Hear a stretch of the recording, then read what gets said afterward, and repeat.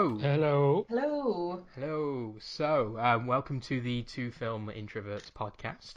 And today we have a very special guest with us. So we've got Charlie Brigden from the Sound of Fear podcast. So say hello, Charlie. Hi, it's Hello. very nice to be here. Cool. So just tell us a little bit about sort of your podcast and what you do. Sort of introduce the listeners to it. Okay.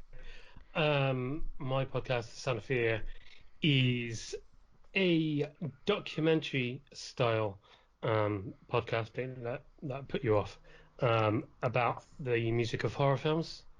So basically, what it does it chronicles um, this from this film era, and then throughout the ongoing years, kind of splitting up, looking at different kind of trends and different kind of genres and things like that. Um, and and yeah, just kind of taking a look at how film music has evolved in horror films. I mean, I'm a massive kind of horror film fan anyway, and as you know, I'm kind of crazy about film scores. So and due to music being such a an important part of horror cinema, it seemed like a kind of natural thing to kind of go with. It's narrated by my wife, Lisa, although the latest one, which is due out tonight, is narrated by me because she's unfortunately got the flu. It's not the man flu, just the flu. Um, so it's something I'm kind of really kind of proud of, and so far people seem to be liking it. Yeah, it is. It's a fantastic show, and Charlie, the amount of that I've learned from you about film scores over the time that I've been following you on Twitter and listening to your podcasts is, it's just incredible. You are a font of knowledge about all this stuff. So, yeah, thank you for getting me into some really great film scores.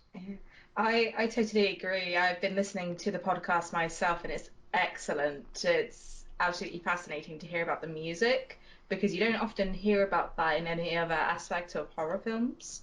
So it's greatly appreciated that you've gone on this great task, which I assume is like very fun for you, seeing as you get to geek out about horror films and films just Absolutely, yeah. generally.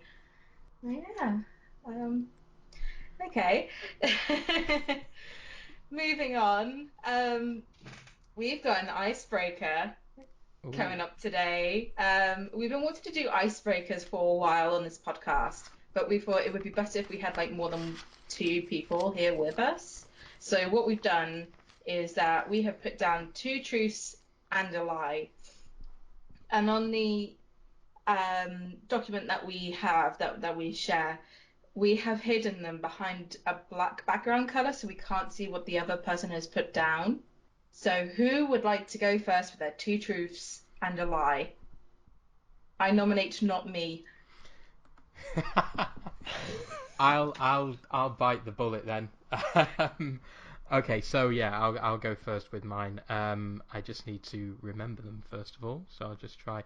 Right, It's Yeah, just uncover them. yeah. Okay, cool. Right, so my three things. So number one, I once interviewed a member of the band Aha. Number two, I fainted during a screening of Ray, the Ray Charles biopic. Number three, when I was a kid, I played Elliot in a sort of school production of E.T. So, which one of that is Ooh. what are the truths and what are the lies? Oh my gosh, Hmm. these are all good ones. And, I'm just trying to think on which one would be the least. Uh, what was the first one again? So the first one was Do- that I interviewed a member of the band Aha. Damn, this is yeah. this is a good one. Good thing that you went first. So I Half of I want to say it was you fainting during a Ray Charles biopic. okay, Charlie, what do you think? I don't know because that seems quite a specific choice. Um, half of me is thinking it's number 3 because of how we know you, and that you are like you are Mr. E.T. Such a So nerd. it kind of seems like maybe that was thrown in to kind of throw us off. So yeah, I'm gonna say number 3. Charlie, you've outsmarted me because yes, that is the lie. Number 3 is the lie, and that is exactly God the damn it. reasoning that I tried to use. So you've read me like a book. I'm so annoyed at myself now. That was so obvious. For goodness sake. But It's yes, the kind of thing I do. So yeah, because I was thinking, how can I be really clever? But I've been worked out. So yeah, I during my career in sort of digital media, I once worked for a football website and bizarrely got the opportunity to interview the bassist from Aha because Aha are apparently Stoke City fans. So yeah, that's truth. And yeah, I did faint in a cinema during the Ray Charles biopic. There's a bit where his eyes start sort of he starts going blind basically, and there's this pus coming from them. It's horrible, and I've got a real thing with eyes, and anything to do with eyes just makes me feel a bit queasy. And so yes, I fainted during the Ray. So there you go. Okay, so there we go. You wish that as a child you played Elliot in a school production of I do. E.T. Yes, I do wish You probably still want to that. play that role today as an adult. Basically, yeah, I do have a red hoodie that I go around with everywhere just in case I can find a bike that might take off. All right, who's next? Myself or yourself, Charlie? I'll go next. Okay. This is somewhat themed with the episode tonight. Okay. I have a Godzilla tattoo. I have had words published on Godzilla, and I have 15 Godzilla action figures. Damn, this is another good one. Oh, um, upon seeing like one of your like photos of yourself, it's like I wouldn't put you off having a tattoo, and also because you're like a quite a big nerd of Godzilla, it seems anyway. I wouldn't put it past you to have the action figures either. So this is a very frustrating situation, and also because you are quite an academic and you probably have stuff published about Godzilla. Oh, this is too much for my puny brain to handle. I'm Oh. flattered by you saying academic. I couldn't say it's farther from the truth, really, but We're all academics if you think about it too much. Everyone's an academic. An armchair academic, rather. Uh, I hmm. What do you think, Paul? So it's between 1 and 3 for me because I know that I actually have the Charlie's writing on Godzilla. It was in the vinyl release of the soundtrack, I believe, and I have that very same vinyl soundtrack. I think, is that right, Charlie, or am I making that up? I can't tell you that. So okay, Don't so give it away. I think it's two, right. So I'm pretty sure that 2 is one of the trues. I think you've got a Godzilla tattoo, so I would say that number 3 is the lie. I want to say that 3 is the lie as well, but it would surprise me if you had more or less of Godzilla action figures. So it could be a white lie. Um, it is. You're right. It is the lie. However, they're not mine. They're my wife's Oh. because she Ah. loves Godzilla as well. I do have a Godzilla tattoo. Technically, it's not finished, so I need to get it finished. Um, yeah, I've got lots of nerdy tattoos, so Yeah, just check out my Instagram sometime and you'll see those. But yeah, we had, well, she has a lot of Godzilla action figures around the house, and about 15. So yeah, and as Paul said, yeah, I did the liner notes for the 50th anniversary vinyl release in 2014. Ooh, fancy. Yeah, very good notes they are too. Thank you. So, Roe. Yeah, it's on to me Here we now. go. Okay. Well, here are my two truths and a lie in whatever order they may actually be in. The first one is that I can click with both hands. The second is that I have a photo credit in a history book. And the third one is I was an extra in Harry Potter and the Half-Blood Prince.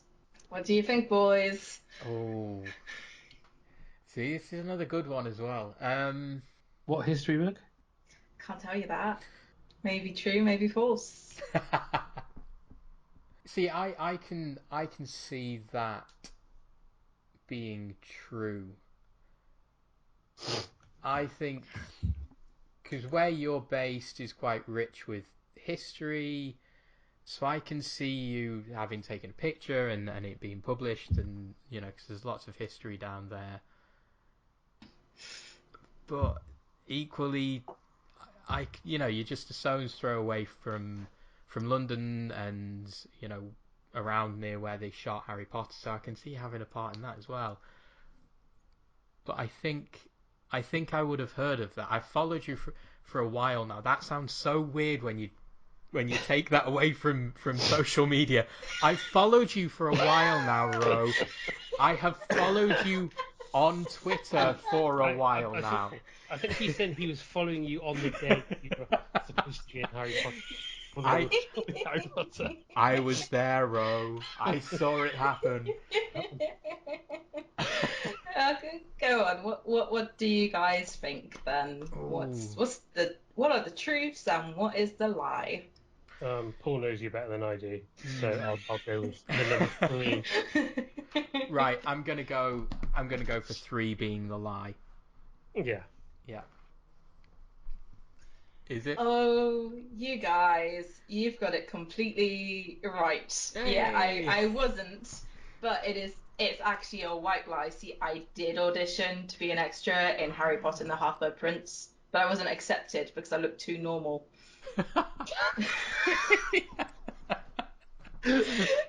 That's The, fantastic.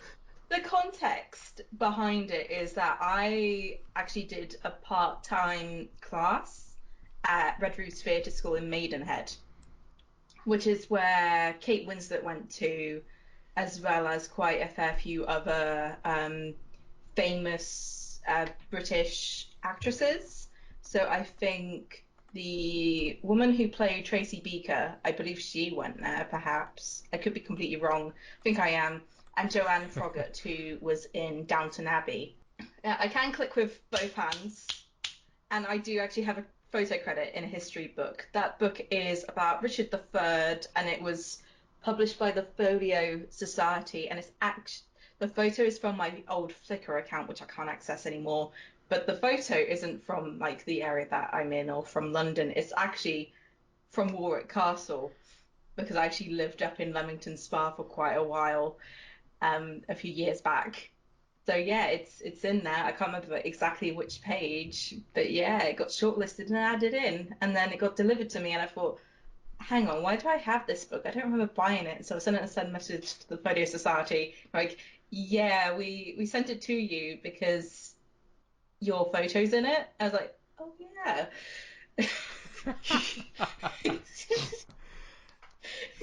That's quite So, cool. That's a really cool claim to fame. You're literally Yeah. in the history books. yeah, I know, but I've never actually read it. Oh. Just sitting there on my bookshelf, like next to another couple of books that I haven't properly read. But yeah, there we go, guys. That's the icebreaker for today. I hope we've had fun with that. We've learned a bit more about each other. Yeah, that was You, good. you, I like that. Yeah. Anyway, let's move on to the news. So what am I saying? The penultimate season of Game of Thrones has ended. Dinner threat, no spoilers here. Although, oh my god, holy hell, what the hell has just happened? That's just the thought that went through my head. Do either of you watch Game of Thrones? Yeah. Oh, so good. I watched it at 2 o'clock in the morning. And I was up to about 5 o'clock, just thinking, oh my god, oh my god. um, My only experience of Game of Thrones is literally through people going, oh my god," on Twitter. So yeah, I've never watched an episode. I remember becoming like really painfully aware of it during, I believe it's the Red Wedding, and yeah, yeah, literally, it's like I'm just going around my normal life, look on Twitter, and everyone's talking about murder at a wedding, and I'm like, oh right, that sounds like a lovely show.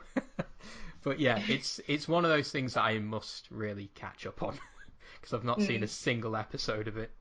Yeah, don't worry if you're not actually interested in watching it. It's kind of like with how I'm told that I should watch shows like Breaking Bad or The Walking Dead, but mm, I just have no interest. It's nothing against the show. I just can't be asked at the moment. Someday, Mm. maybe. Uh, Other news, the live-action Aladdin film has begun production, and PBS will be airing a documentary about Tyrus Wong, the production designer for Disney's Bambi, which should be pretty interesting. I think Paul is a Bambi fan. I quite like Bambi as well, but I Yeah, could be mistaken. I am very very excited for that documentary because Tyrus Wong is just a genius. Those backgrounds in Bambi, oh, I love that film. I love the whole artistic style of it. So yeah, I'm very excited for that one. Yeah.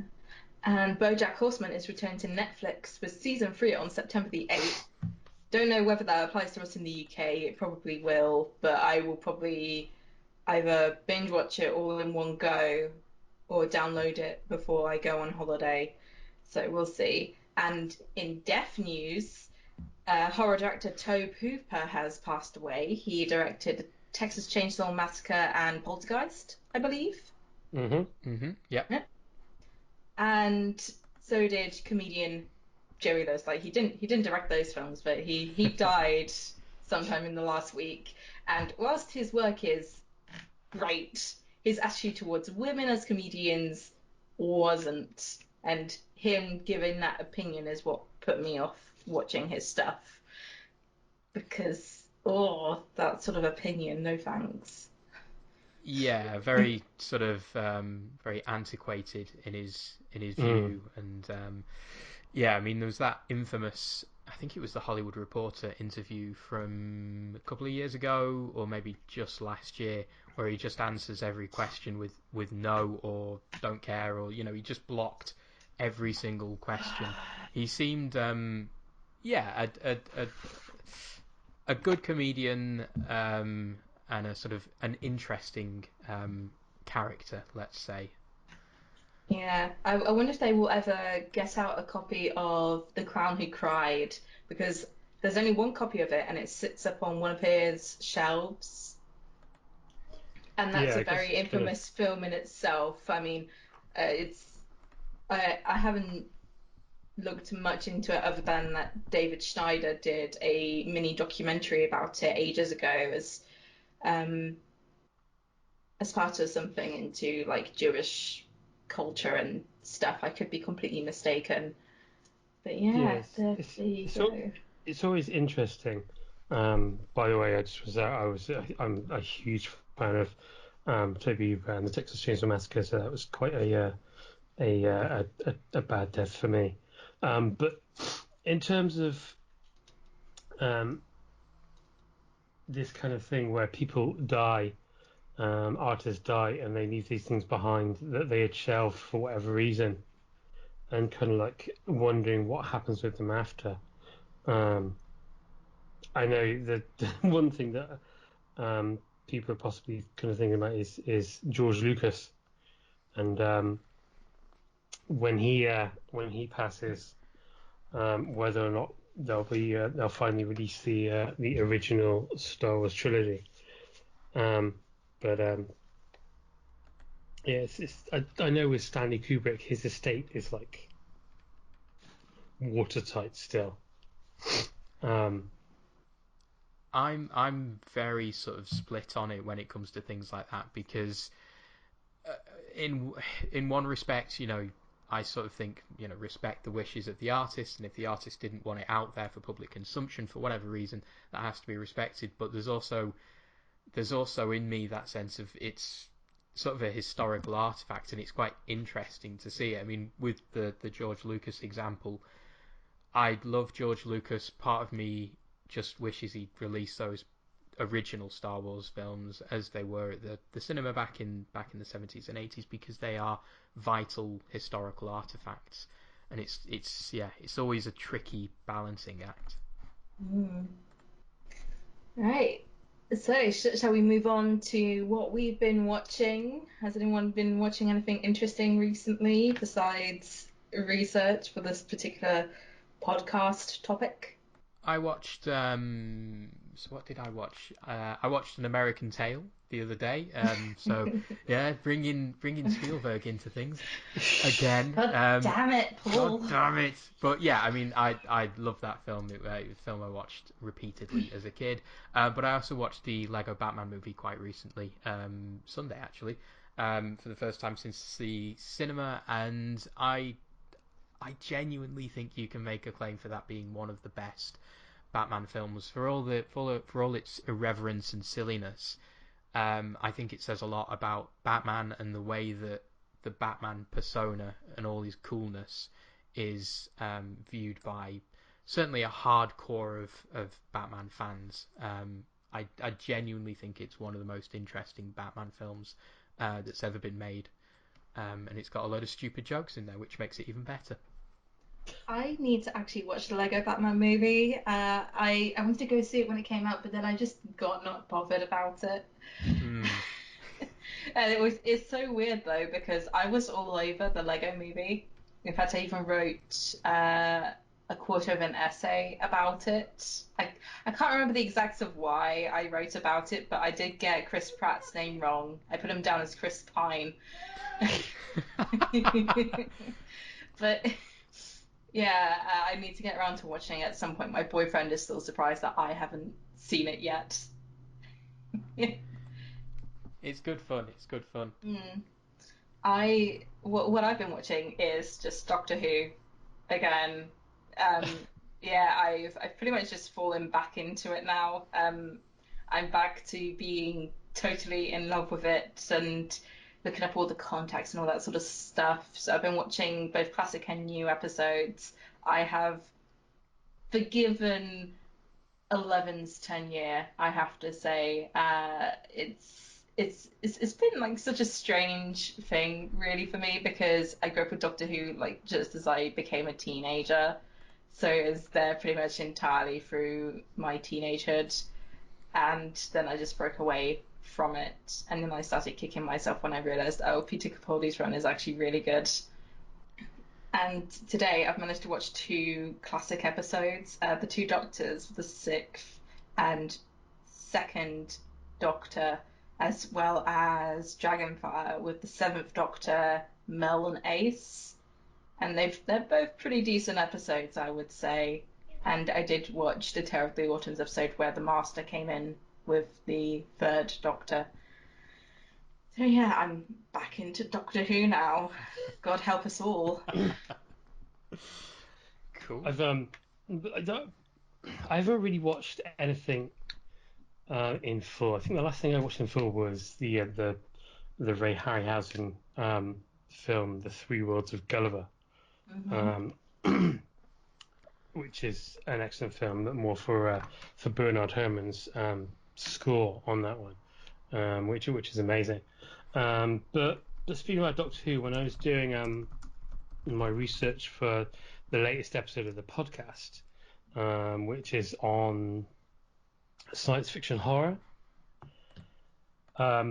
there's just a little bit that I include on there about Doctor Who and about Delia Derbyshire. Oh yeah. and especially kind of what happened to her in terms of her not getting any credit for it at all, and until 2013, the 50th anniversary, which sucked quite badly. Um, so yeah, so I was I watched a lot of interviews with her and with other members of the Radiophonic Workshop at the BBC, and just watched her doing her thing, which was just astounding. Um, and then just going back and just kind of watching all these clips from different science fiction horror films, mainly older ones, and because I mean, the episode starts in, because I break it down by year, so this one starts in 1910 with Thomas Edison, and his adaptation from that year of Frankenstein, um, and the kind of crossover that Frankenstein as a concept has always had with science fiction, and kind of all the same kind of thematic things. The Invisible Man as well, same sort of things, and also a great original horror film. So yeah, I mean, especially because it's school holidays as well. So my kids are around. So unfortunately, as much as I want to kind of watch these kind of Dario Argento and John Carpenter films, um, sadly I can't watch them around them. I can probably get away with Big Trouble in Little China. Um, but so I have to kind of save a lot of the proper full horror stuff for when they go back to school. All right. Didn't know that you had kids. Yes, I have two children. Oh, bless. Hopefully they become big film nerd fans like you and Lisa. I should think so. Right. Shall we move on to the main topic? Yeah. All right. So today we're discussing monsters and kaiju movies. Godzilla, king of the monsters, alive, surging up from the depths of the sea on a tidal wave of terror to wreak vengeance on mankind. Godzilla, king of the monsters, it's alive, A gigantic beast stalking the earth, crushing all before it, in a cyclonic cavalcade of electrifying horror. raging through the streets on a rampage of total destruction. So, the first question, how much do we individually know about monster and kaiju movies? And do we have any particular favorites or disliked monsters or kaiju movies in particular? Who wants to go first with this, or shall we just roll through it as like just a casual conversation? Yeah, let's just roll through it. We'll start with Charlie Yeah. because I think Charlie, you're definitely you certainly know more about it than me. So we'll start with you and just roll on from there. Okay. Well, I mean, I know a fair bit because, yeah, I've always loved Godzilla, hence the tattoo. Um, and I actually grew up watching them. They used to show them on Channel 4 late at night, and they would show the whole series because what they're not known as like 29, I think. So that was stuff that I just loved as a kid, and I was already attracted through, I guess, Star Wars and the kind of stuff that came from watching that for monsters and then kind of giant monsters of King Kong and Jaws and things like that, and that kind of naturally kind of led me into things like Godzilla, and yeah, just as I've gone on, kind of gotten really into horror as well, the kind of that kind of monster subsection, and then kind of growing up and then looking at the differences between kind of Western monster movies and um, Japanese monster movies and some of the Hong Kong ones as well, and the kind of the cultural differences, the political differences, as well as the actual kind of differences of the films, the pacing and things like that, and the way they're treated, and learning about Godzilla and how Godzilla actually was conceived and what the original film is. Because as far as I can remember, it was only until I don't know, maybe like 2005 or something like that. It could have been 2004, so maybe 40th anniversary or something like that. That the original uncut Gojira was released over here and in America because that was the thing as well. And one of the reasons that Godzilla is so tricky nowadays to get hold of, especially in the UK, is that American companies would buy them up and buy the Godzilla films up, and then they'd recut them. They'd film new scenes sometimes, or film new narration, something like that. The first Godzilla, especially, is just full of kind of new material, which kind of really kind of takes away from what the film really is. Oh, I actually remember seeing a video about the difference between the Godzilla that was, well, the original Godzilla, with all the context in place, and then the American version, where they put in an American character to connect with the audience and redid like a load of it. Yeah, it's I don't know if it's hilarious or ingenious, but what they did is with actor Raymond Burr, they filmed him in over-the-shoulder shots of other people wearing matching outfits to actors that had acted in the original film. So then they did all this, and then it would cut back to shots from the original film, and it's kind of genius in a way, but it's so off-putting, especially if you do know the original film. I mean, that's the Godzilla films. They've kind of been mocked a lot, and they're seen as kind of like these kind of big kind of like monster wrestling films, and yeah, they are. There's a lot of humor in there that maybe Western audiences aren't used to, with just how the Japanese sense of humor. Um, but I mean, the first Godzilla is a lament. It's a lament for what happened at Hiroshima and Nagasaki, and the fallout from that, and a lament about the use of weapons of mass destruction.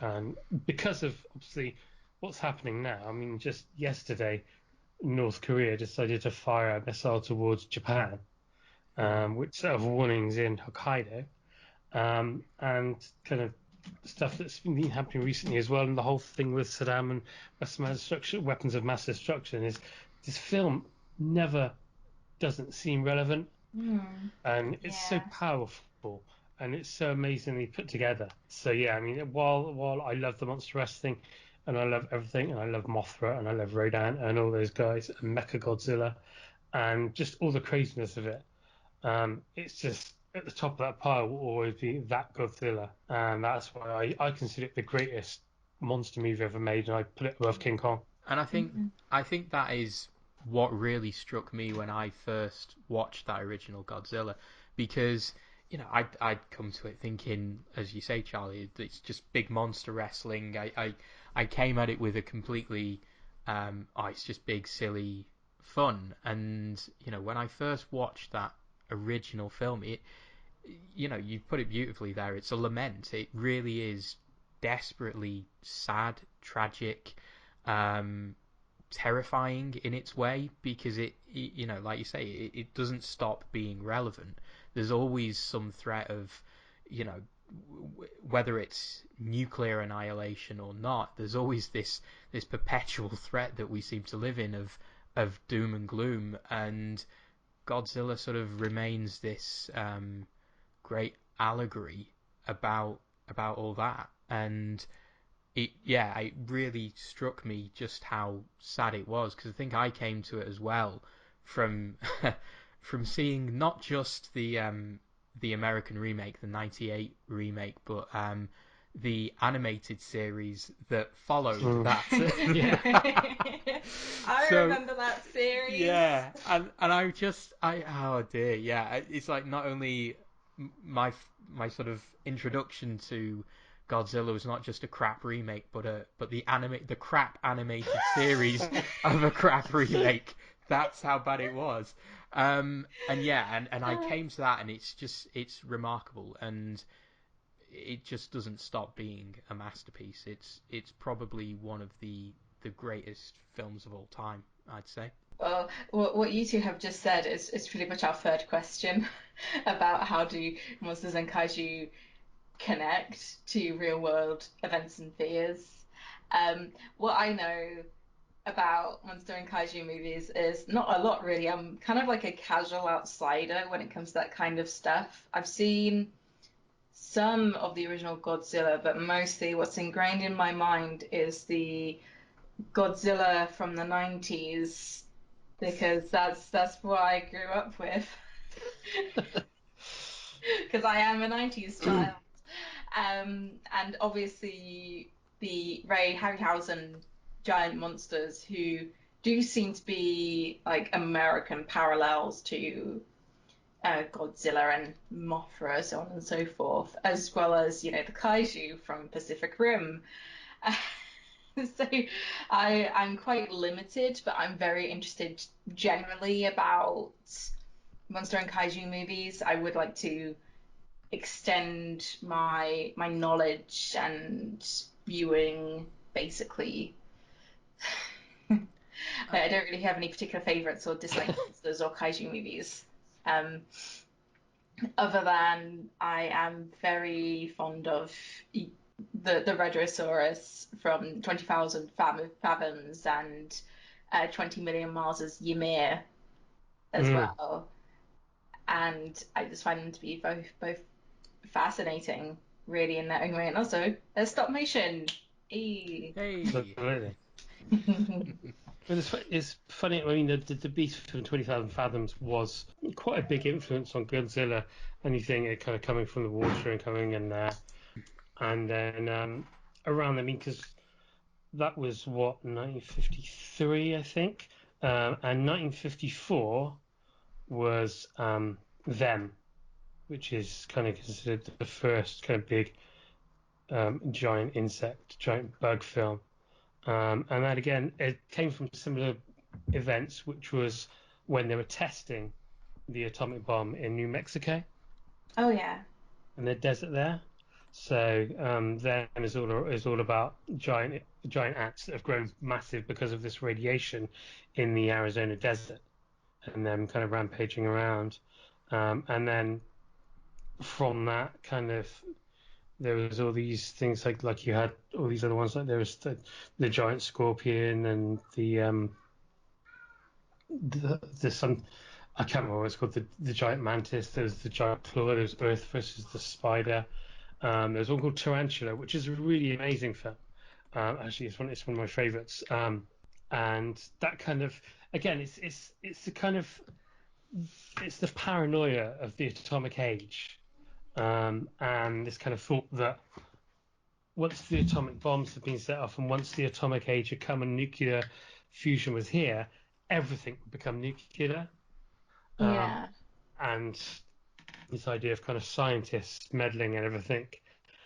So, I mean, Tarantula is basically about this scientist who uses a nuclear isotope to create a kind of formula to make giant animals for feeding purposes to solve famine.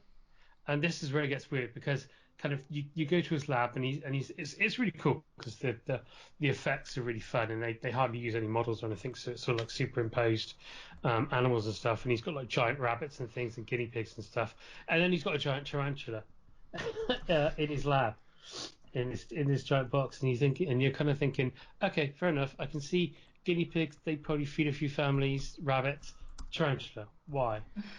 But I'd appreciate owning the giant rabbits and guinea pigs. Yes, I suppose some in kind of the Thailand and places like that, tarantulas are kind of, well, because I don't know if they're a delicacy or if they're just something that they say is a delicacy so they can sell them to gullible Westerners when they go on holiday there. But yeah, so the tarantula escapes and just kind of goes around rampaging again around the desert. And it's a neat kind of film, and that's the kind of the big bug era really. And then you had I don't know how it fits in here because it's kind of almost like the opposite, which was in 1957, a film called The Incredible Shrinking Man, which for my money is the best science fiction film of the 50s and one of the top 10 science fiction films of all time. which is basically about a guy who is he comes in contact with this strange kind of fog, and then he starts shrinking, and it's kind of amazing the way it kind of parallels in terms of the physical side, but also kind of there's a strain of kind of misogyny there, where he grows smaller than his wife, and then he goes off and meets a girl from the circus who's like a dwarf. So there's a real interesting commentary on the misogyny of the character called Scott Perry when he shrinks. And then the kind of final act of the film is him where he actually shrinks to a tiny size, and he is basically lost in his house. He lives in a dollhouse for a while, and then a cat attacks it, and they think the cat ate him. And then the final act is basically him trying to survive against a giant spider, which a normal sized spider, but it's in his basement, and to him, it's a giant monster. And it's got this amazing existentialist ending and kind of thought behind it. And it was written by and based on a book by Richard Matheson, who's the author who did I Am Legend. So yeah, and it's an amazing film. I think Arrow are releasing it on Blu-ray in October. All right. So and it's just an amazing film, and that's my tangent over. I've just remembered about this one particular film that I remember seeing back in 2002 called Eight-Legged Freaks, on the discussion of giant spiders. Oh man, that film was something, along with, Evolution, which came out around the same time. There was quite a theme there, and Eight-Legged Freaks was made by the same producers of Independence Day and Godzilla. So you can tell what kind of people they are, basically. But yeah, I guess this is like giant things isn't necessarily limited down to monsters or Japanese kaiju. They also can go into, mundane animals that we see every day. Like, I do know that there is a particular film about giant rabbits. I can't remember the exact name of the film. It's I think it's that. One of my friends showed it to me, and if I'm able to get a copy of it, then that'd be great. But it's just the fact that there are these rabbits who are attacking and killing people. I find that absolutely hilarious. Rabbits can't do that. I don't know. I have to. It sounds ridiculous. But yeah. Any other thoughts about this topic? I just. Yes. Oh, go on, Charlie. Look. I guess looking at the further question of kaiju versus monsters. Yeah. And because I came across a quote earlier from Ishiro Honda, who directed Godzilla. And his quote is, "Monsters are tragic beings. They're born too tall, too strong, too heavy. They're not evil by choice. That is their tragedy. They do not attack people because they want to, but because of their size and strength, mankind has no other choice but to defend himself." After several stories such as this, people end up having a kind of affection for the monsters, and they end up caring about them. So yeah, that sounds very, very true. To be honest, I mean, a lot of people just think, oh, they're these great big monsters, and they're fighting and they're being all cool and stuff. It's like, yeah, but when you consider the context about how they were created and how they're being viewed by society, it's not that much different to the fears that actual people have in real life, especially if they are of minorities as well, when they're seen as being horrific creatures, basically. I mean, I'm just rambling here. No, yeah, that is a very relatable quote, I think. Yeah. It's interesting because I wrote down that exact same quote, so Charlie was of one mind. But I think it's absolutely true, and I think that's what makes that original Godzilla such a great film, and I think it is what makes a lot of monster movies as a whole, even going back to, we're not talking about universal monsters on this podcast, but what makes someone like Frankenstein's monster really compelling as a character? Yeah. It seems to be this sort of great running theme of, the sympathetic monster, the villain that we can care about, and I love that quote that you've just said, Charlie, that the monster can't, being that big, it can't help but really sort of smash buildings, and it doesn't really know what it's doing. It's just trying to go about its life, and here it is being sort of attacked because humans have got to defend ourselves as well. It's a fascinating concept. Yeah, it's kind of the same with King Kong as well, because he's pretty much been dragged off Skull Island by these invaders basically, and then put on show. It's like, how else is he supposed to react, really? He goes running to like the one person who showed him like a sliver of, God, what is the term I'm trying to think of? Like humanity, I guess. Something to do with humanity. I mean, I know in the original film, Darrow doesn't really do that much, but you can see it in the 2005 King Kong.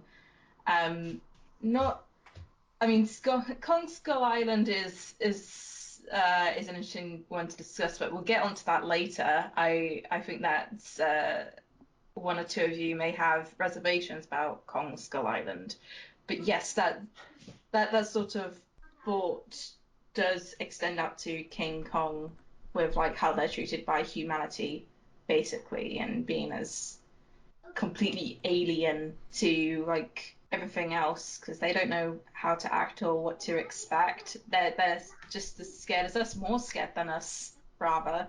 I mean, Yeah, sure, they can punch through buildings, but damn, if we don't have armies and all kinds of missiles that could pretty much destroy them, humans are more powerful and terrifying than the actual monsters. Yeah, absolutely. And I think that's sort of, we'll probably come to the difference between Western and Eastern sort of kaiju and monsters later on, but I think that's one of the fascinating things about Kong, really, is if Godzilla is something about, is a metaphor about nuclear power and all that and devastation, really Kong is just imperialism and capitalism run amok. It's what, what we as sort of dominant nations in the world have done to those less fortunate than us, sort of taken them out of the natural environment and sort of destroyed that natural environment. As you said, we'll sort of come to Kong Skull Island a little bit later, but despite my reservations about that film, because I definitely have them, I thought that was quite well articulated in that film and how it applied to the Vietnam War and things like that. So it is fascinating to sort of compare and contrast King Kong and Godzilla and what they sort of represent politically. Yeah, it's why I put down for a Twitter question, who would win in a fight, King Kong or Godzilla? And I think I was originally going to put down a third option, which is like, no, they should fight together, because that'd be way cooler. But it didn't get put down. What were the results on that actual Twitter poll, Paul? So on that we had 55 votes and Godzilla won 64% of the vote. King Kong got 34%. That looks those stats look like they don't quite match up to me to 100%. But yeah, Godzilla definitely won. And I voted for Godzilla as well, simply because of that big atomic breath he's got, which would just kill off King Kong quite easily, I think. And the size difference as well is quite considerable. I mean, I know supposedly he's still growing in Skull Island, but I imagine at the end of the Kong versus Godzilla, they probably will start working together against some other kind of common threat. I think it's interesting just going back to something Ray said about the original King Kong and how our perceptions are now, where we, from the 1976 King Kong and the 2005 King Kong, and certainly with Skull Island as well, we kind of place this heroic facade on Kong as kind of someone who is there and who is doing the right thing against these insurmountable odds. And kind of we certainly kind of anthropomorphize him as well, especially with his relationship, whether it's with Anne or with Jessica Lange's Dwan in this 76 version. And none of that was present in the original King Kong. In the original King Kong, he's a monster. He's a giant gorilla. He's a monster. He has a fascination with Anne, but that's it. That's his sole purpose throughout that that story, which is why for me it's still the most powerful, because of the way it ends. That kind of, yeah, he was still an animal. He didn't kind of do these kind of heroic things. He didn't kind of have the kind of hero kind of journey that the ones kind of do now. He's just a guy who fell in love with a girl, the wrong girl, and kind of suffered for that. Yeah, I guess it's kind of to do with like the different context at the time as well, because when it comes to Kong in particular, it's like you can tell that it's an allegory for black people, essentially, that a black person was falling in love with a white woman that would ultimately be the death of him. So yeah, so like taking a look at the context of the times, like you can see why King Kong was viewed that way. But now in our current time period, we can see it through a completely different lens on the funds of analysis, basically. Yeah, it's good to see that there are differences, that even though they're kind of essentially making the same story again and again, at least up to kind of Skull Island, but there's still kind of the individual differences there. I mean, it's especially the kind of the 70s one where it's essentially a love story, and it kind of it plays that on kind of really well. And I remember in the press, the producer Dino De Laurentiis was talking about how it was kind of comparable to Jaws, but saying you didn't cry when Jaws died. So it's kind of putting it in that context and immediately kind of laying it on further to be able to kind of bring that into a more recognizably emotional. Cool. Yeah, I mean it's I can't get away from Spielberg stuff. Every podcast, I swear there's been a Spielberg reference, but I didn't make that one. I'd just like to ask, did you ever cry when Jaws died? I cry every time Jaws dies. That poor guy. But you know, I'm heartened by the fact that his nephew or whatever it was will come back in Jaws 4 and take revenge on them. So, you know, that's important. That film is absolutely ridiculous. I used to have it on DVD. I don't know where it went to, but how did that shark follow Brody's wife all the way to the Caribbean? I have no idea. It bought Michael Caine a very nice house, though, and I think we can all agree that's what matters. Yeah. Yeah, did it for the money. That's all it was. Anyway, you can continue. Cool. So I'm trying to work out which one we should move on to next, because we've sort of touched on sort of real world events and fears and how sort of, you know, Godzilla is obviously about the atomic bomb. I suppose one thing that we can possibly talk about with regards to that is how the more modern kaiju movies tie in with sort of political stuff. So I'm thinking of Cloverfield in particular. Oh yeah, I forgot that existed. Yeah, because I've got a weird relationship with Cloverfield, because I went to see it at the cinema and I despised it. Like I very rarely have really passionately angry reactions to films, but that, I think I was sort of burned out by the viral marketing that they were doing, and I saw it and I just really hated it. But I've come round to really enjoying it now. And we've all seen Cloverfield, haven't we? Yeah, I No. have it on DVD somewhere, and in fact, I watched it like after I got my A-level results. I heard all about it and people saying, "Oh my God, it's so scary and it's so terrifying." But then I saw it, I was like, it's all right.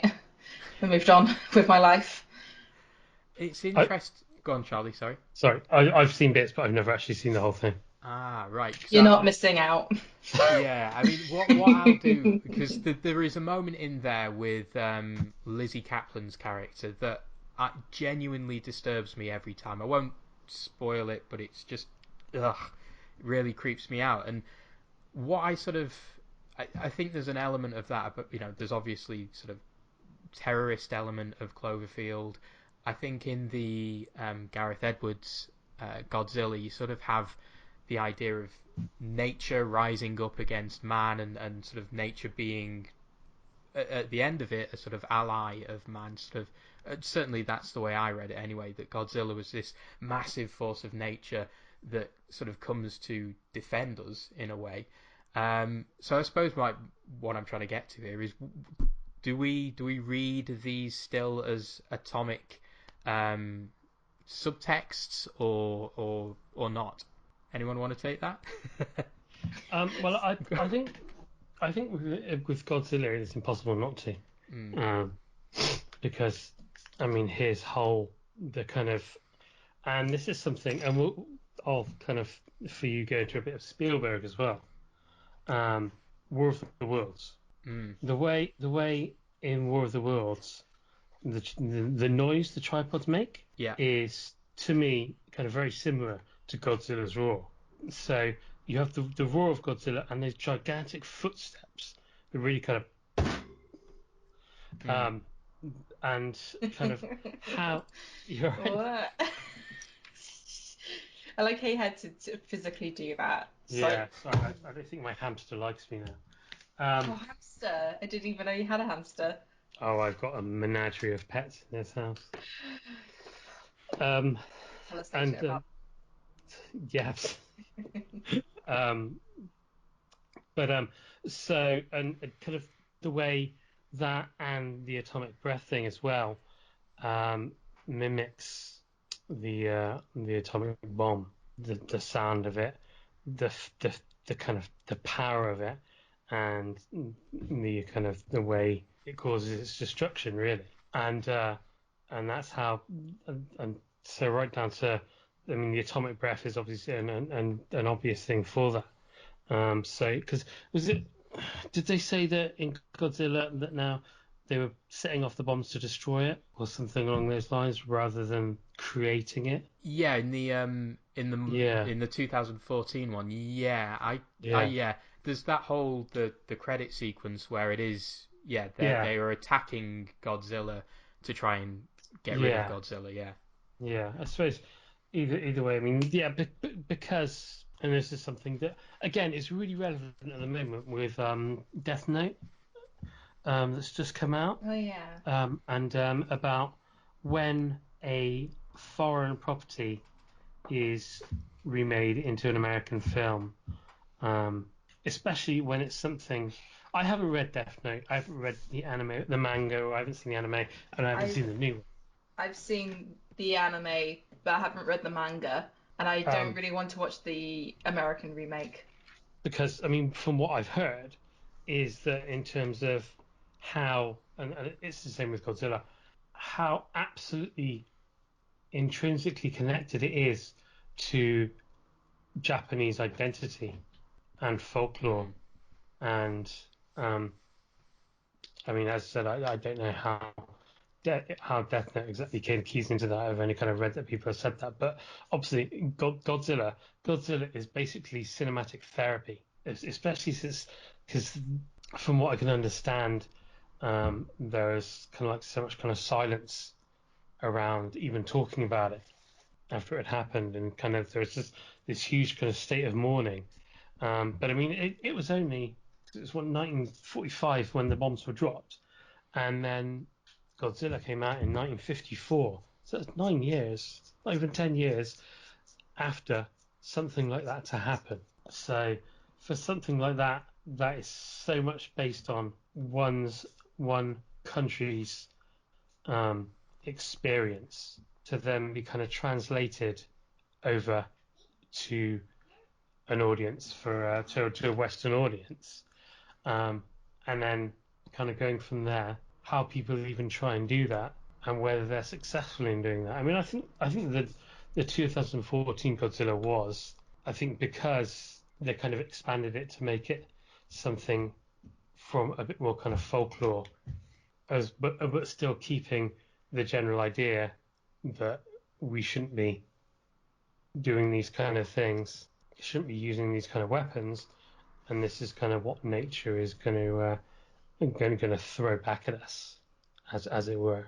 Yeah, and I think for me, what that 2014 version got quite well is just man's arrogance and idiocy, really, which is sort of a follow on from the whole, the nuclear bomb element.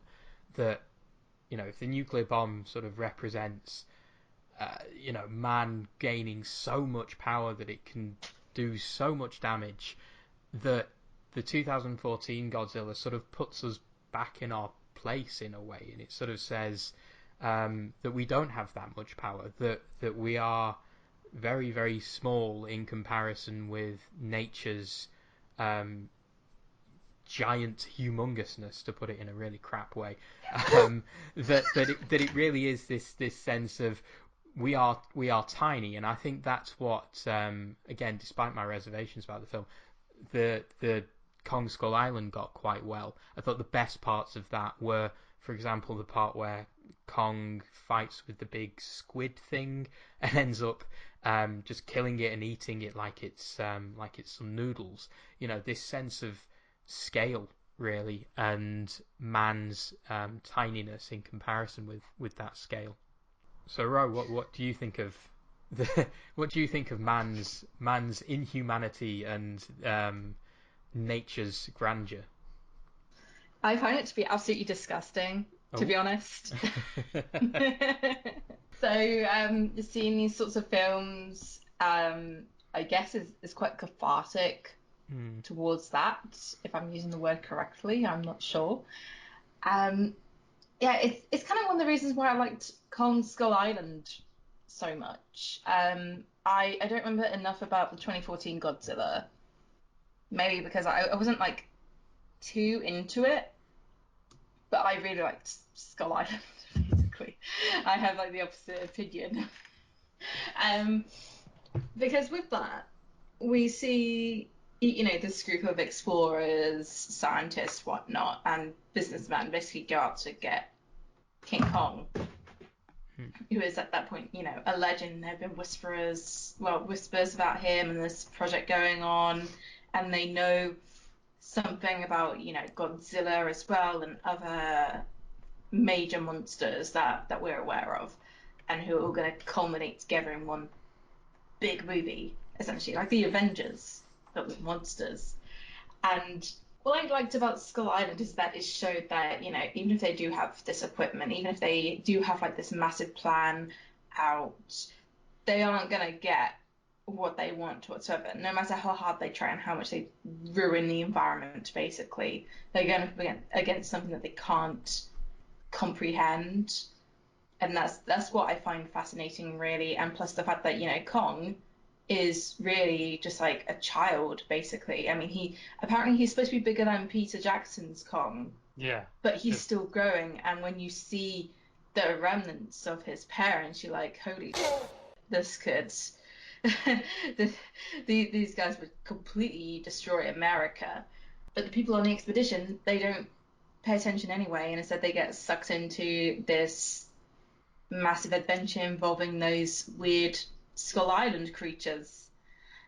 And I can't remember much else about Skull Island to comment otherwise, other than it's just, I felt like it managed to balance being, this great fun romp and also quite a very dark interpretation of Kong himself, and how no matter what, us humans try to do, we will never be able to handle him, basically. And the same will go for Godzilla, although Godzilla is kind of defending the Earth, essentially. And people don't understand that with Godzilla, particularly in the 2014 version, up until like the very end, that Godzilla is helping save the planet, and they're being so ungrateful towards him that they just think that he's a threat because he's this massive monster who unintentionally destroys things.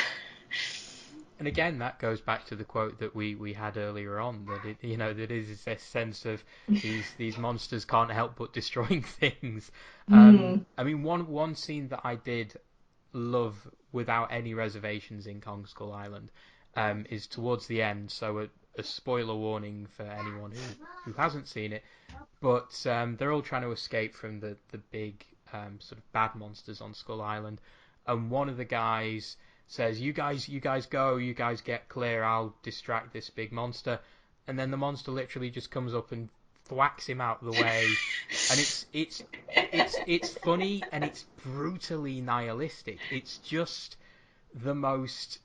That, for me, sort of captures Kong Skull Island in a way, to a slightly lesser extent, Godzilla, the 2014 Godzilla, in a way. That it's just, yeah, here are some big monsters, get out of the way, humans... if you cannot, there is no grand heroic sacrifice here. You're in, you're in the face of things that you can't possibly comprehend, humanity, and your time is up, and you're going to get thwacked away on the side of a cliff. Wasn't that Samuel L. Jackson's death? No, I don't think it was. I think Samuel L. Jackson. No, because he survived right up towards the end. And he was angry and very pissed about King Kong destroying all of his men, even though he was the one attacking King Kong in the first place. And so he's like, I'm going to get this, whatever. And then he goes up against Kong, and then Kong just squishes him. Yeah. I think that's what happens to him. It's brutal. I mean, I think I remember seeing a Twitter moment from Max Landis, who I'm not overly fond of. Yeah. But I think he was talking a little bit about the film's nihilism, and I certainly agree with him on that one thing. It is a brutally nihilistic film. Yeah, and sometimes nihilistic films are fun. Yeah, totally. It's a fantasy about, a situation that is symbolic of what could actually happen in real life. So gotta suck it in and deal with it anyway. Might as well have a laugh. That's just what I find. Yeah. You gotta look at the funny side of the situation. The funny side of side of humans dying for the purpose of a monster being free of humanity's torment. That's quite poetic. I should write that down. I'll forget to write that down. There you go. That's the title of the episode. Yeah, I like that. Very very well put. Anyway. Cool. So I mean, while we're talking about sort of modern monster movies and kaiju movies, we should probably address the kaiju in the room, and that is Pacific Rim. I love Pacific Rim. Oh dear, Charlie, what do you think of Pacific Rim? I've been banned from actually mentioning Pacific Rim on this podcast for fear of retribution. I saw Lisa's comment, and she said, "Don't you dare say a bad word about Pacific Rim." I was like, "No, I won't. I love it." Just wave my hand up in the air, like, yeah. Yeah. So I'm not allowed to say anything. I'll say a good thing about it. Apart from that, it ended. That doesn't count. I'm trying to remember any of it, to be honest with you. I'd have to watch it again. Don't worry, I watched it again on Sunday and I can't remember any of it.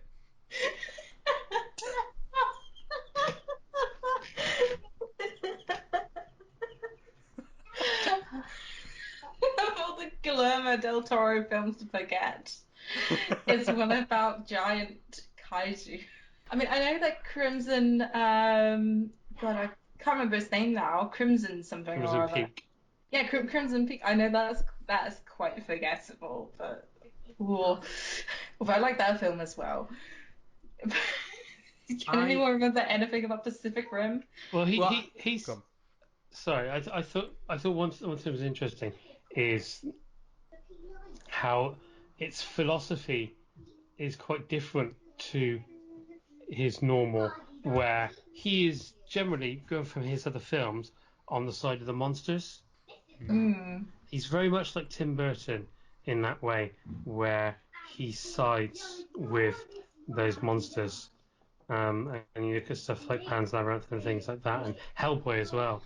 The Hellboy films, and he is very much on their side, and so that always kind of interested me that that this film is very much about kind of the annihilation of monsters. Yeah, and that struck me watching it again on Sunday, because it's been a long time. I saw it at the cinema when it came out. I was quite excited for it because I thought, hey, I like Del Toro, I like big monsters, I like things, I like big robots as well. I like the idea of them fighting, and yeah, it struck me how, like you say, how very different it is from the usual sort of celebrating the monsters. It's just that it's so dull. It's so I just wish it is duller than any film about big robots fighting big monsters really should be. And it's just a shame that Del Toro couldn't make it work, or make it work better, because I think he really cares. You never see a Del Toro film where he doesn't care about it. He's passionate about absolutely everything.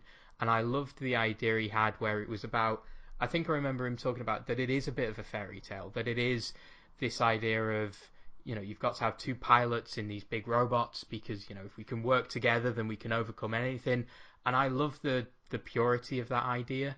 And I really wanted to love Pacific Rim, but I think I put on Twitter that 10 minutes in, I was just reminded of why I just didn't like it at all. It just, the dialogue and some of the acting, it's the kind of stuff that you'd get on like the horror channel at 2:30 on a Thursday afternoon. It's just, oh Wow. yeah, it just doesn't work for me. But I really wanted to love it, but yeah, it just didn't work for me anyway. Yeah. I just greatly enjoyed it, really.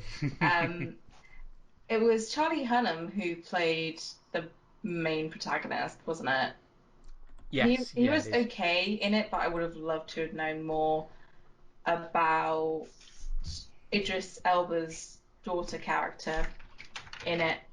I feel like she would have been far more interesting to an extent. Yeah, Mako. I would have Yeah. loved to have seen like more about her, perhaps other than her being the adopted daughter of Stacker Pentecost, basically. And also, just the fact that Idris Elba is in it just makes me really happy as well. And Charlie Day, too. I love Charlie Day. He's great. I'm just a sucker for the film, really. I wish I'd have liked Charlie Day's scenes much more if he wasn't paired with the fellow with the cane. I What you can't mean, remember. the guy from Oh, the guy from Torchwood, Yes. yeah, Bern Oh, Gorman? Burn yeah. Gorman. He was in Game of Thrones as well, wasn't he? Yeah, he A very was. kind of particularly nasty. Oh yeah. Yeah, every time that character comes on screen, I just want to turn off.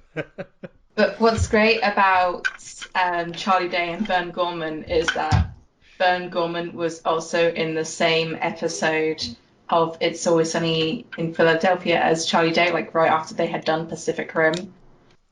And the episode was basically about Charlie apparently being pretty much hypnotized into being, this very clever sort of person who could do anything by Bern Gorman's character. I won't say anything else about the episode other than it's amazing.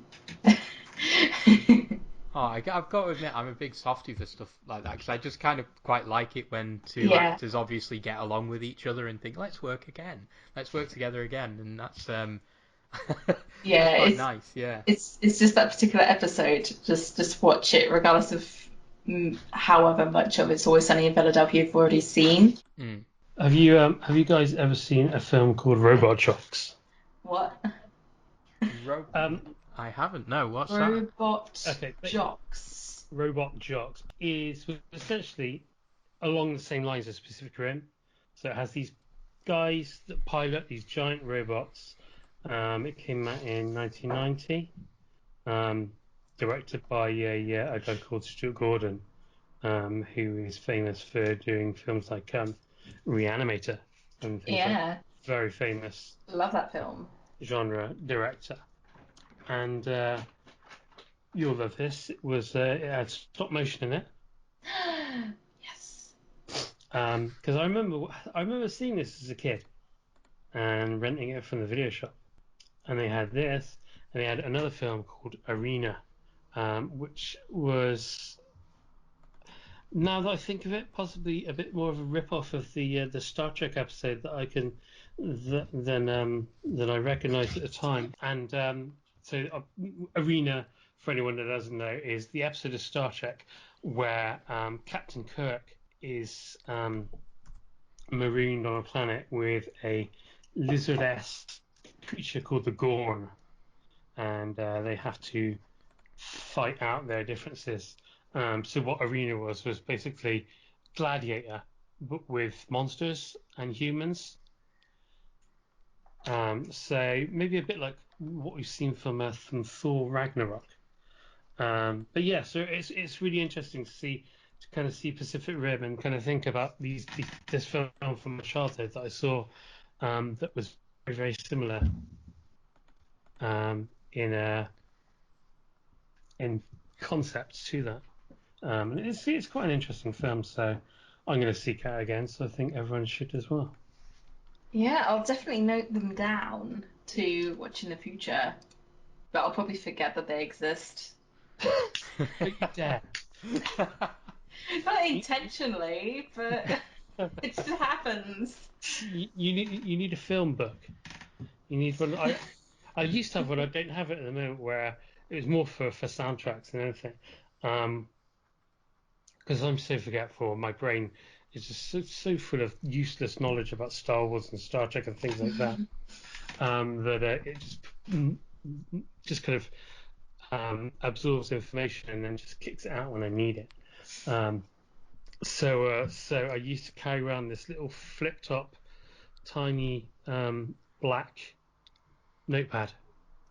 So whenever someone would recommend a film or a soundtrack, whenever someone would mention something, I'd just write it down on there. I already have a Netflix need to watch list. Does that count? I guess so, but Netflix is so narrow. I mean, I guess all the streaming services are. Yeah. I tweeted earlier about how there's something out now from Warner Brothers, and I don't know if it's any other studios, called the Premium Collection, and it's a set of Blu-rays that's only sold in HMV and FOP. But what it is, it's a lot of older films and kind of classic films, like King Kong. And that's what kind of annoyed me, because it annoyed me that you can only get King Kong in these certain shops on Blu-ray, where I'm very much of a kind of, this art should be available for all kind of person. But one thing they also do have is digital downloads, which is quite great. So because we're at a stage where technology is putting all these films at our fingertips, there's still all these films that we can't get because for whatever reason that don't seem to be available to us, and usually there are kind of a lot of the older films. Yeah, I've been on numerous rants over the last week or so about Netflix's algorithms and how it recommends films and the lack of depth. And it's interesting you mentioned that premium collection, Charlie, because I often go into HMV and sort of just gaze lovingly at I think it's Forbidden. They've got a Forbidden Planet one, haven't they? Yeah, yeah. And that just looks gorgeous, that art. But yeah, I sort of go in and just go, ooh, that's pretty, and then walk away from it. It's actually it's interesting because with the advent of streaming, we've almost come into a bit of a resurgence of physical media being able to or wanting to celebrate those films. I mean, the fact that Criterion are now available over here, and you've got stuff like the premium collection. Arrow are doing all their amazing work, and you've just got Indicator, who've recently launched as well, and doing all these great films and restoring them and providing really great extras as well, which is something that Netflix doesn't do. And the other things they do is that because it's just a film at your fingertips and nothing else, there's nothing to provide a sense of context. And I believe context is very important, and it's one reason why I do The Sound of Fear, because it's kind of presenting these scores and saying, yeah, this is what there was in the music at the time, this is how it was, but this is how this is what the greater picture was at the time. This is how the world was at the time, and how people were, and the different influences and experiences to go into this art to make it. For instance, Godzilla. Showing Godzilla to someone without that context would be a very different thing. Yeah, and it is fascinating. Because I mean, I'm going to mention Spielberg again. Sorry, guys, but I mean, for goodness sake, the re-release of Close Encounters is coming out in theaters with a little bit of contextualizing information beforehand. I think they're taking some of the new interviews they've done with Spielberg for the Blu-ray and the 4K release, and having that actually screening along with the film itself on the big screen. And you're right, Charlie. I think there is now a drive to get that sort of contextual information, to go a little bit deeper, and it is helped by podcasts such as yours and you know, the ability of people like us, really, who are very passionate about what we're passionate about, or you know, love films, love niche things, and are very keen to sort of celebrate that, and you can find that information out now, and I think the studios and the filmmakers are more aware of that than they've ever been, and they want to give us that information, which is good, and certainly increases awareness and understanding of films, particularly as you say, films like Godzilla. In terms of, let's sort of move on to one of our next points, in terms of how these films have aged. So do we think that they've aged well? Do we think that some of the ones that are a bit cheesy, that sort of cheesiness is part of their charm, or is it just a bit, you know, are some of them just a bit daft and silly? Well, we had a poll about it, didn't we, Paul? We did. Shall I bring that up? Yeah. Yeah. So just trying to find it now. Yeah, so we had a poll. There were 14 votes in total, and that was question. It was a case of is it cheesy, or and is that a good thing, or are they just silly and cheesy? And 79%. Go on, You sorry. seem to have gotten the things wrong. I have on our sheet. I have. I've put. Yeah, like the first question didn't have any answers. No, just cheese got 79%, and then 14 votes got 21%. Yeah. It's nice work. Nice work from me. But yeah, so cheesy and cheerful got 79%, and no, just cheesy got 21%. So what do we all think of that? It depends on the film, doesn't it? Yeah, I mean, again, context. Because what's cheesy about them? I mean, yeah. People screaming, women going, ah, and then seeing, you know, just like a monster just punch through a building. And there's like a giant looming threat in America, all that kind of stuff, and we have to defeat it. But how? Convoluted answer kills the Oh, creature. We're all safe now. That sort of thing, I guess. Well, yeah. I guess that's the thing, is that these were never meant to be, or at least probably more the Western ones than anything. A lot of them were never meant to be particularly sophisticated, True. because they weren't allowed to be, really. They weren't really given the kind of the budgets and the kind of that's why. I mean, that's one of the things that is why the Universal Monsters still kind of survive to this day and are still compelling, is because they were B movies that, but the creativity on them and the way they were presented was able to kind of pull that out and kind of make them transcend into something else. But yeah, a lot of these films are generally B movies. That's the type of films they were. That's so you kind of had some very talented people working on them, especially, I mean, people like Ray Harryhausen and people like that, with a lot of the kind of stop motion stuff. But again, I mean, it's down to we live in an era where our idea of a cheap film, blockbuster film, or adventure film is like $100 million, $75 million, which is crazy. And so it's kind of, our B movies are A movies, but they still have. So you still have the crap coming from Emmerich and people like that, and Michael Bay's Transformers and things like that.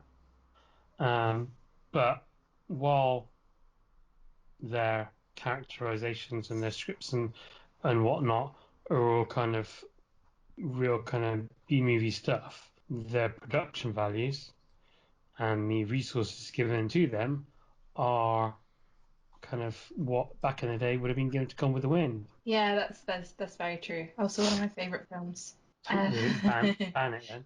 I do. I love Gone with the Wind. I just finished the book actually. Yeah, I see what you mean with that. I've always found there to be like a sort of cheesiness with them, but I do think it's down to like the age and the outdated context. I find like when it comes to Ray Harryhausen stuff, it's like I can see that as well, but that doesn't mean I don't enjoy it by any means. And also the fact that, you know, there are always women screaming in terror at what's happening as well. And I'm just like, oh my God, I wouldn't be screaming. I'd be like, cool. Anyway,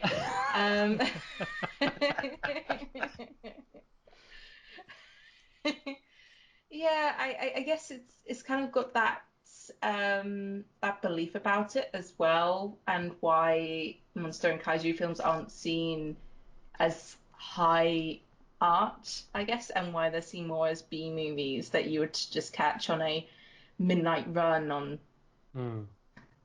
a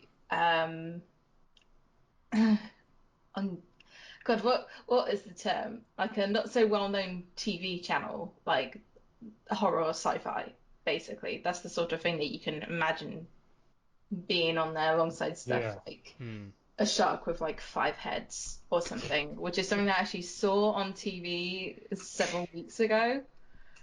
That film exists somewhere. Someone made it. I know this, the two-headed one. Yeah, but this one has 5 heads. I think as well. It's the word cheesiness is immediately used with a negative connotation, and again, this is something that I've heard recently, and I have experienced as well with young modern audiences watching older films and not necessarily knowing how to react to them. And one thing we seem to do is that if we can't understand something, it either scares us or it makes us laugh.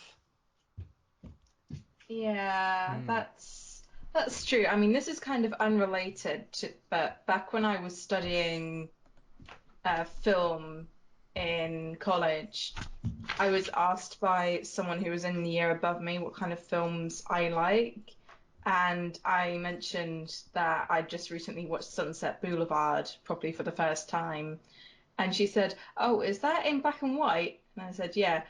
"Oh, I find those films boring." And I'm like, "What? Not all boring. Have you not seen King Kong?" It's like, "Nah, it looks boring." What? Ooh. So it's even weird for me as someone under 30 to hear that sort of thing from people my own age, basically. In fact, I don't think she was my age. No. But yeah, it's I do understand like where that if we don't understand it, we laugh at it or just ignore it comes from, seeing as I am part of that generation essentially, but also part of a generation that sees these things and thinks, oh yeah, that's really cool and oblique and would like to see more of that. There's this weird mix of old and new, not understanding the old but wanting to make it more new, I guess. I don't know, I'm rambling. Yeah, But no, that's a great point. And also, not only the general context of these things, but the cultural context of these films. Mm. It's the idea that that foreign films should, the idea that they should conform to our filmmaking styles, the way we make certain types of films and how we take films. I mean, as well, Godzilla's great, and Godzilla's a really good example. But also, my head America as well. So, but just kind of, we have a very interesting lack of ability to be able to enjoy things unironically, to be silly unironically. Yeah. And that's what a lot of the Godzilla films are. Because Godzilla films certainly kind of act in two ways. On the surface, they are silly tokusatsu, which is what was known as special effects movies. But also, there's generally most Godzilla films are about communication and feature whether it's different generations of Japanese and Americans or others coming together to try and solve this common problem or threat, as it were. And yeah, and it's all done with a tongue in cheek, but somewhat unironically, and it's something that we seem to be able to understand. And again, it comes down to budget, where people don't necessarily understand just how little budget some of these films had, which is kind of why they went for the suitmation as opposed to something like stop motion. And then that put their own kind of style on it anyway. Yeah, just it's culturally, it's really interesting to see the kind of fracture there, and again the pacing of films, of Western films, particularly modern Western films, is so different. And you watch some of the new Chinese cinema from the 90s, kind of Zhang Yimou and Chen Cage and people like that, and kind of like the pacing on a lot of those. And again, you probably have your guy there saying, "Oh, that's boring," and it's kind of it's people unable to have an appreciation for the art of other cultures other than their own. yeah, and I think the again, we keep coming back to the context, and I think it is important with a lot of these kaiju films, the monster films, to remember that, like we've said, they were made on a very tight budget, and in a lot of ways, that probably helped them as well as sort of hindered them to a degree, because they were these little B movies, nobody really paid them much mind, and that allowed them to sort of fit in quite a lot of social subtext, quite a lot of political messages that have helped them become iconic, and because of that, because of the lack of budget, because of the fact that they were seen as formulaic and a bit cheesy and a bit silly, they were given perhaps slightly freer rein to push the boundaries and transgress what was sort of allowed at the time.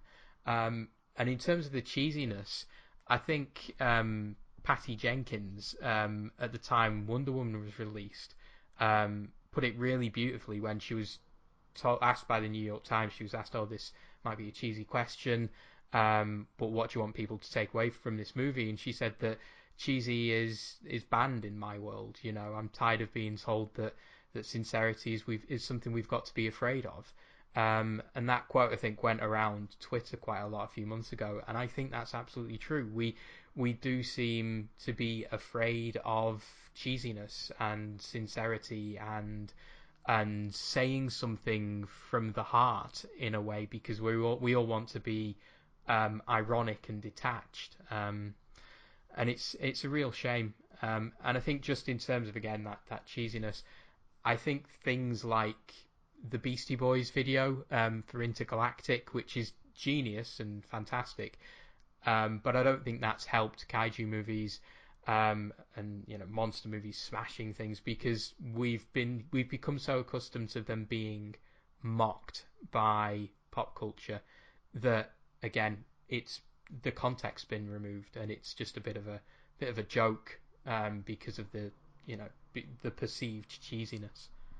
I think the same is true as well, and I haven't seen Wonder Woman yet, but I know Patty Jenkins has mentioned it. Is the original Superman film, and going from that and the Marvel films versus the DC films in terms of their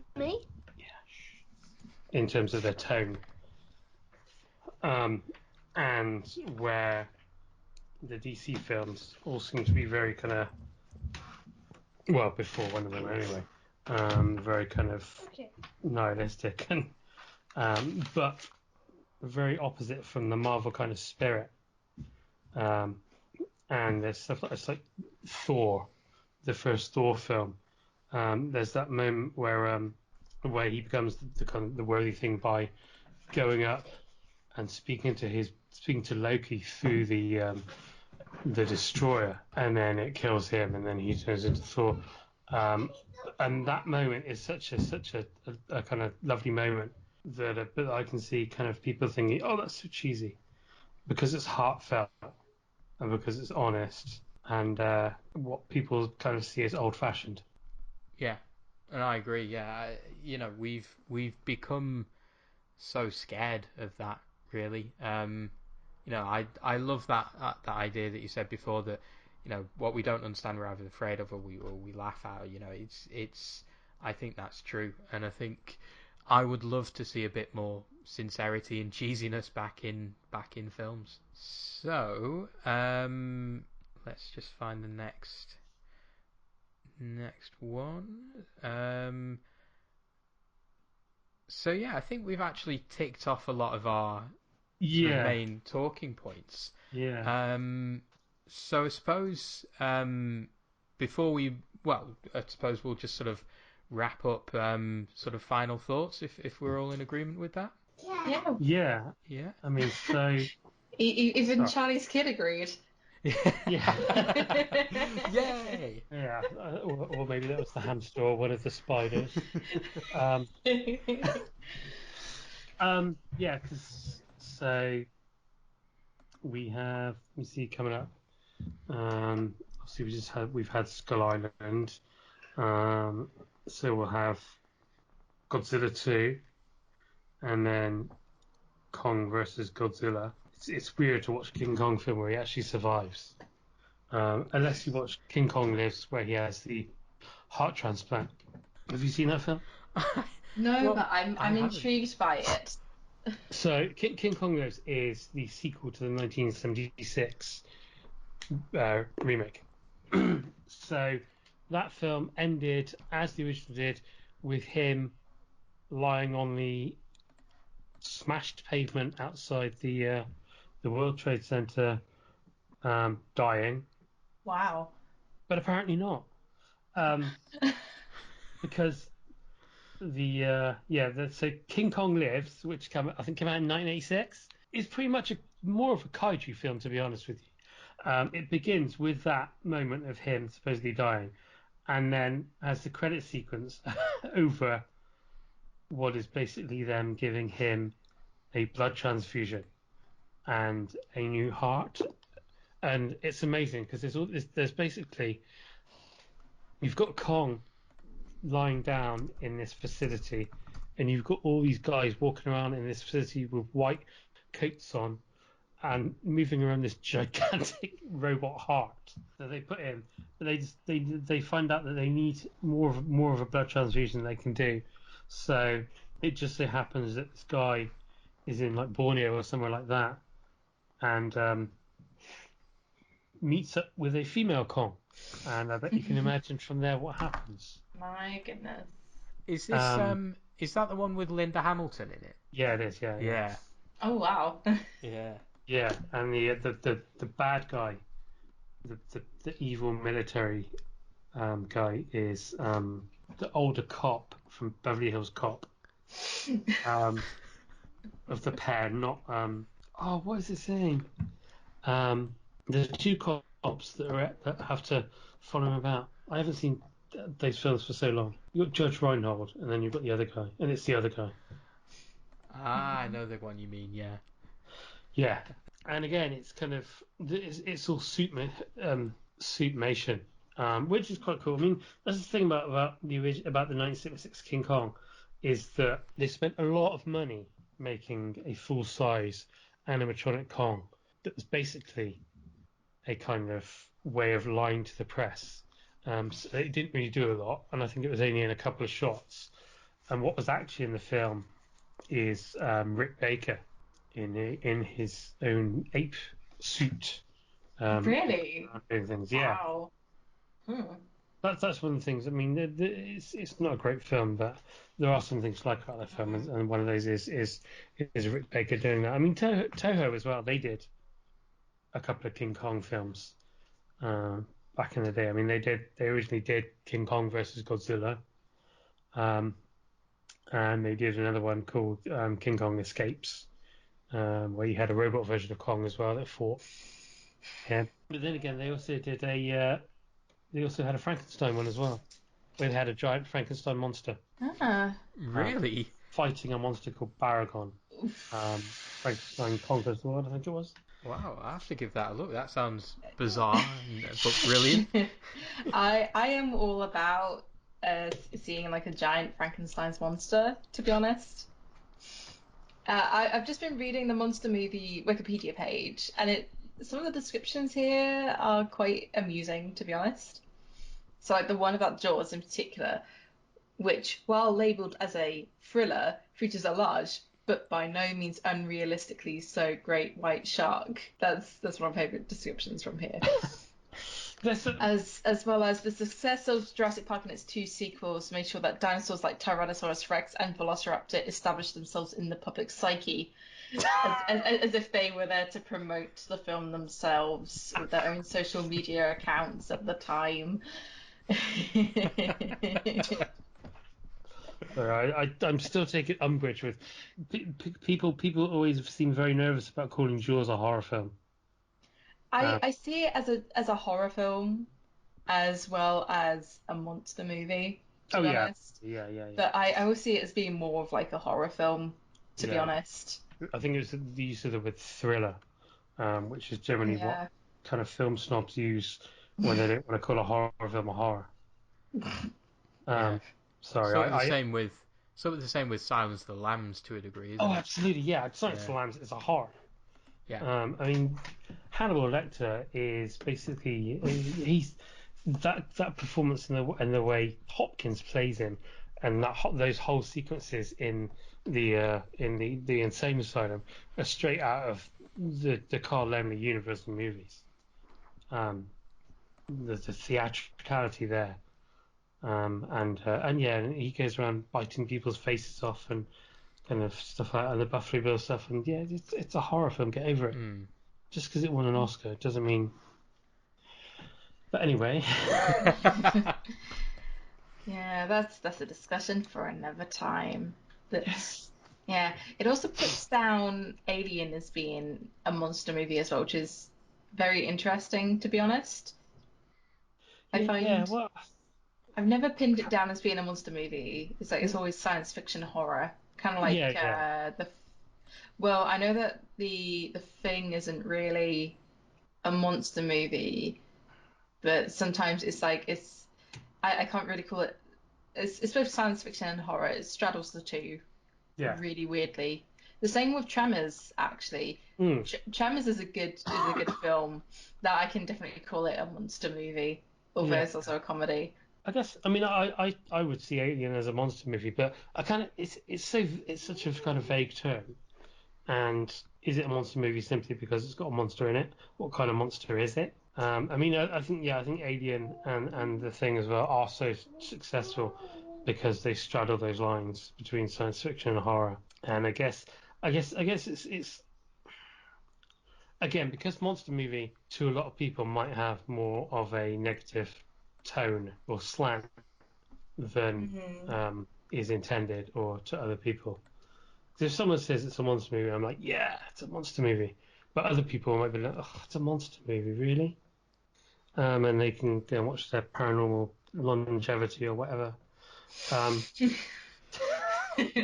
Paranormal well, longevity. there's about 9 of them now, isn't there? Paranormal activity, but in the style of the Beetlejuice waiting room. That'd be amazing. That would be brilliant. I would watch the hell out of that. Yeah. So, do we have any other final thoughts and questions? Not from me, other than to say that I will probably end up going to see the Pacific Rim sequel just because I like to give things a second chance. But hopefully I like it more than the first one. And it has got John Boyega in as well. Yes, it does. Yeah. Yeah. I'm looking quite forward to seeing what happens with Godzilla King of the Monsters, which will feature Rodan, Mothra, and King Ghidorah. Yeah, that should be amazing. Well, fingers crossed. Yeah, I mean, I really liked the 2014 Godzilla. I'm interested to see because one of the good things about that film was that it had Godzilla. It had both things. It had the Godzilla coming and being the monster, but then it had Godzilla fighting the other monsters, Yeah. which I thought I always thought it was maybe afraid to do. Hmm. Mm. So I'm interested to see tonally how it works out um, with old Mothra, Rodan, and Ghidorah, because that makes it quite a packed film, It'll especially be. since because when in the Toho films, it was I believe it's called they call it I don't know if it was the American title or the Japanese title. It's called Monster Zero, which is basically King Ghidorah, and that was the film that introduced King Ghidorah. But previously, Mothra had already had her own separate film, and Godzilla versus Mothra versus Godzilla. God. See, this is how awkward it gets because that original film in the Heisei era, which is the original classic Godzillas, was called Mothra versus Godzilla. And then when they met again in that was the Showa era. So it was named after the emperors at the time. So you had the Showa era, and then the Heisei era, and then the Millennium era. So the Showa one was Mothra versus Godzilla, and then the Heisei one was Godzilla versus Mothra. Literally just, like in America, Mothra versus Godzilla was called Godzilla versus the Thing, and stuff like that, which is equally confusing. So when you're introducing 3 monsters at once, that people are going to want to have a lot more personality and screen time than the Mutos in the first one. Hmm. then it's going to be interesting how they pull that off. And they've gone with it's interesting the directors they're picking for these films as well, because obviously Gareth Edwards and the kind of Roberts, who I think had done like one film before that was a comedy, and then Mike Dougherty, who's directing Godzilla, is he did Trick or Treat or Trick or Treat, the horror anthology from a few years ago, and then the guy directing Godzilla vs King Kong is Adam Wingard, who did Death Note. And the Blair Witch that everyone hated. So yeah, I'm sure you're not the only one, as well as me and no doubt Paul, that's also kind of thinking, where's the women as well? Well, yeah, I am thinking that, but also it's just like, why are they bringing in? Well, it's just like Gareth Edwards is a bit of a newbie, isn't he? Like, Yeah, but he, at least his first film was along the same lines, Monsters. yeah. I just find it like a bit strange, and this is a completely different topic, how, guys who have only done short films beforehand and music videos have gone on to like these big blockbuster films, and yet we don't see that much from the women. No, especially That bugs me. Like it's the same goes for Jordan Boy Roberts, who did Skull yeah. Island as well. It's like how did he manage to do that when he only did like a few things beforehand? I don't quite get it, I'd say. Yeah, and it's especially as Mothra is obviously Mothra is a female character, and there's the female.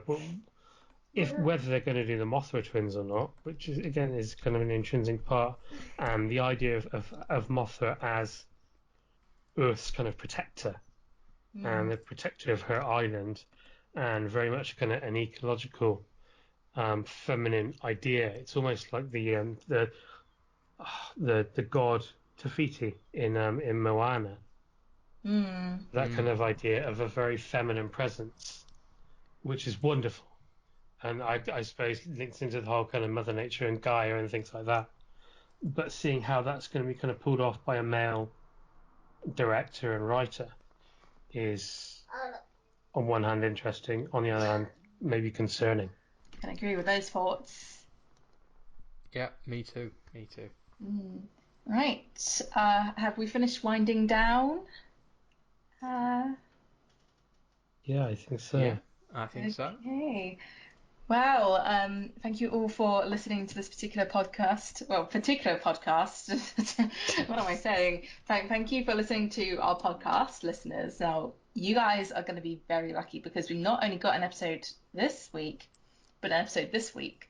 Why? We're switching our scheduling due to Paul and I both being on holiday in September, different dates and different countries.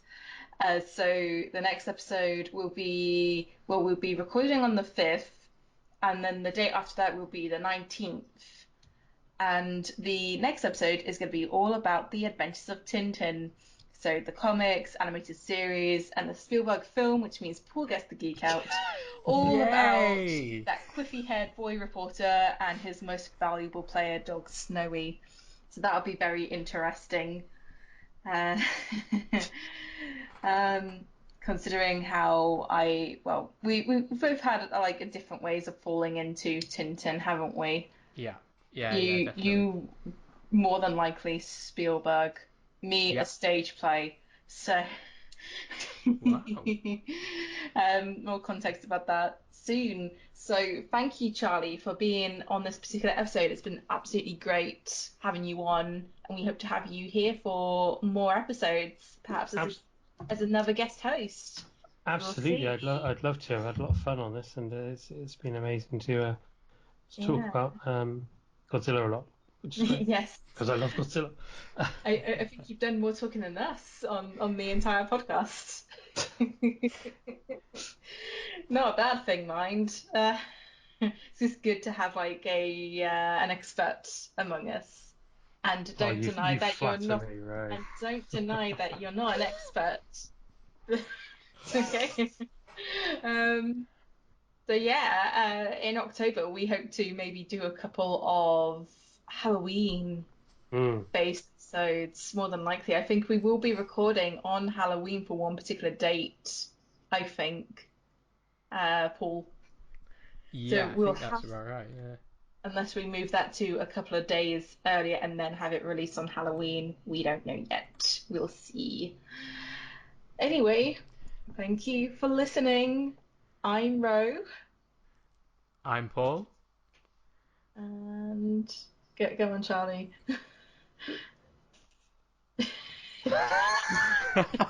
We're doing our goodbyes now. Just to say bye. Listen to my podcast.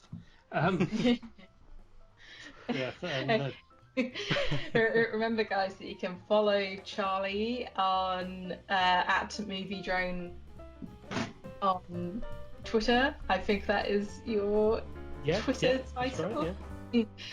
Yeah, definitely listen to his podcast and everything else that he does. He's great. Again, bye from us. Bye.